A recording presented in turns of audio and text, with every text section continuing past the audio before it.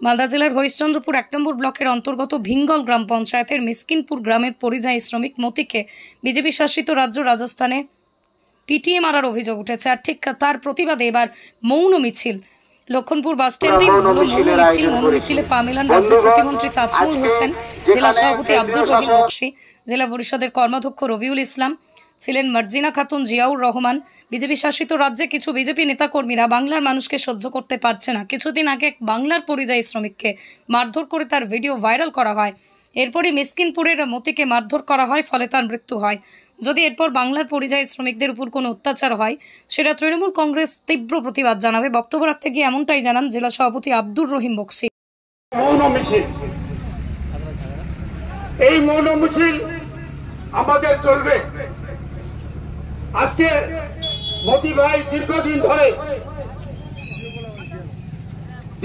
ধরে জয়পুরে কাজ করছিল। তাকে বিজেপির কিছু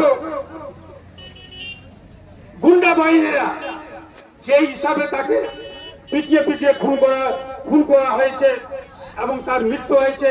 আজকে তার ডেড বডি এসে আজকে আমরা তাকে খবরে মাটি টাটি দিয়ে আমরা জানাজার দিয়ে আমরা চলে এসেছি এখানে।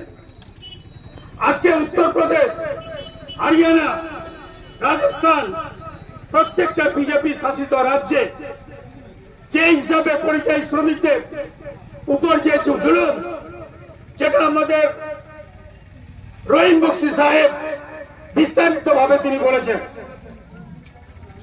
আজকে প্রত্যেকটা বিজেপি শাসিত রাজ্যে এই 10-15 দিন আগে সাবিরকে পিটিয়ে খুন করা হয়েছিল। গোরক্ষকরা তাকে পিটিয়ে খুন করেছিল। আজকে জয়পুরে আমাদের গ্রামের অর্থাৎ মিসকিনপুরে মতিকে পিটিয়ে খুন করেছে। এই জন্য আমাদের একটা প্রতিবাদ এবং মৌন মিছিল। আজকে জানেন আমাদের এতগুলো চিমনি ফাটা আছে, সমস্ত উত্তরপ্রদেশ, বিহার, মাখনা যে চাষ হয়, আজকে সমস্ত মাখনার যারা যে ফরিকরা আছে, ফরিরা তারা এখানে এসে কাজ করে। তাদের সাথে তো আমাদের বাংলার কোন লোক আজ পর্যন্ত তাদের সাথে কোনো অন্যায় ব্যবহার করা হয় না। আমাদের বাংলার আমাদের মুখ্যমন্ত্রী মমতা বন্দ্যোপাধ্যায়ের নির্দেশ আছে, যে যেখানকার কাজ জানে সে সেখানেই কাজ করে। আজকে কলকাতায় দেখেন, আপনি যে কোনো ট্যাক্সিতে যদি উঠেন, প্রত্যেকটা ট্যাক্সিওয়ালা বিহারি, উত্তরপ্রদেশে, গোটা কলকাতাকে ছেড়ে রেখেছে সমস্ত উত্তরপ্রদেশ এবং বিহারের সমস্ত লোকজন। আমরা তাদের উপর কোন জুলুম, অত্যাচার, খুন এসব আমরা করছি না। কিন্তু আমরা দেখতে পাচ্ছি যেখানে যেখানে বিজেপি শাসিত রাষ্ট্র, আমাদের বাঙালিকে দেখে তাড়াতে তাদের ঘৃণা, এই বাঙালিদের তাদের যে ঘৃণা, এই জন্য আমাদের প্রতিবাদ সভা, যে আমাদের একটাই উদ্দেশ্য যে আমরা যেখানে যেখানে বিজেপি শাসিত রাজ্য আছে সেখানকার আমাদের পরিযায়ী শ্রমিকরা যারা যাচ্ছে তাদেরকে যদি আর যদি এই ধরনের পিটিয়ে যদি খুন করা হয়, আমাদের আরো তীব্রতর আন্দোলন আমাদের বেঙ্গলে হবে। এবং আমাদের মাননীয় মুখ্যমন্ত্রী যে সমস্ত পরিযায়ী শ্রমিক আছেন, সেই সমস্ত পরিযায়ী শ্রমিকের পাশে তিনি আছেন।